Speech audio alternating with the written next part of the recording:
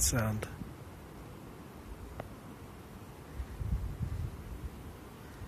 This is my first time being up here at Wolf's Rocks this year. You see there's these rocks and you wonder where they came from. I'm standing on one. And you see this big thing here. So, what is this? This is what this entire ridge would have looked like at one time, because this is a wind gap. A river flowed through here at one time, and all these rounded mountain tops all look like this. So, water cut through this. You can kind of see a little bit right here of the shape of the rock where the water cut grooves in it.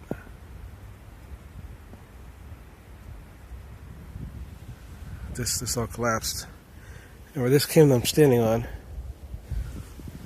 was all this up this, so there would have been another layer between, like this cave.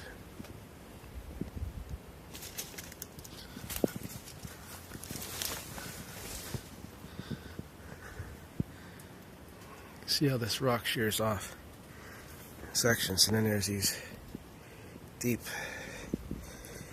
crevices down below here. Get down a good ways, but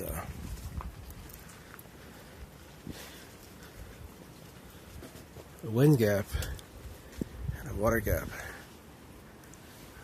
very similar, because the river was there before the mountain, and it grew up around it.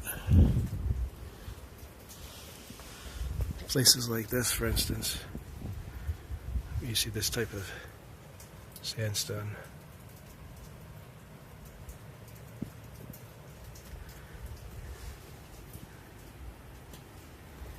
You see the weathering.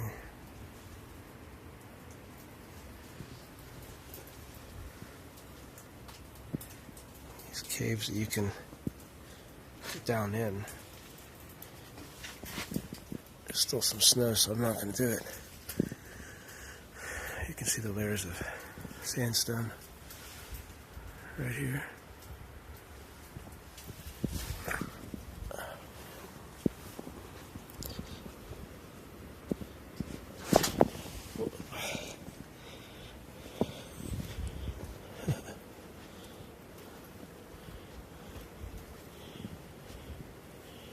Climb up it, you got to be very careful as well. Parallel to that rock,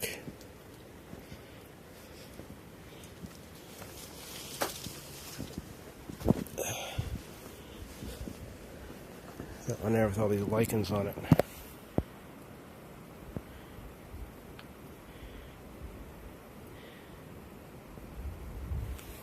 Here you really get a sense of it.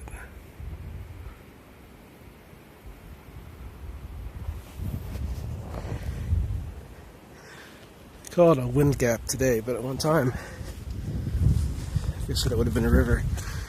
And as the mountains rose, the rivers that were here cut gorges, and then as heavier, thicker rock got in the way, and they rose faster than other places, they eventually would reroute, go over a different spot, and go up through.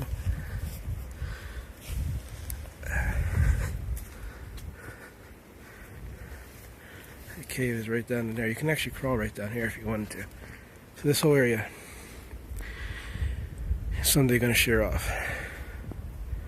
Totally shear off.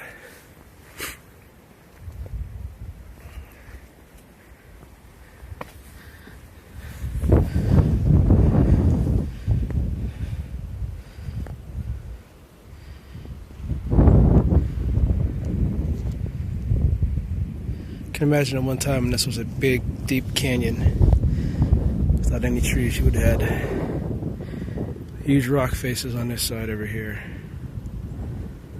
Huge rock faces there. One there. You You see how the water came down through, went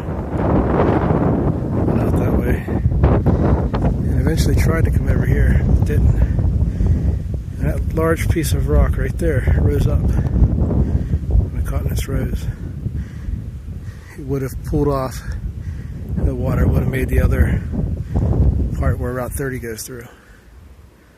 But there's a lot of history in these rocks. So this is my first time up here this year, and I really wanted to come up and get a sense of this because all these old gnarly trees like those there,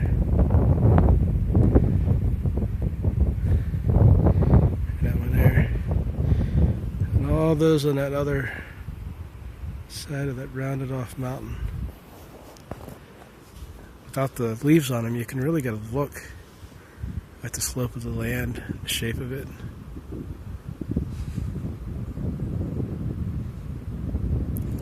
All of this is millions and millions and millions of years of leaves and trees and dead squirrels and snow and ice and rain and rocks collapsing and those breaking those down into dirt from rock.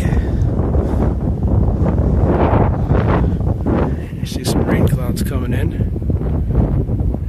The opposite ridge there is Chestnut Ridge. That's where I live.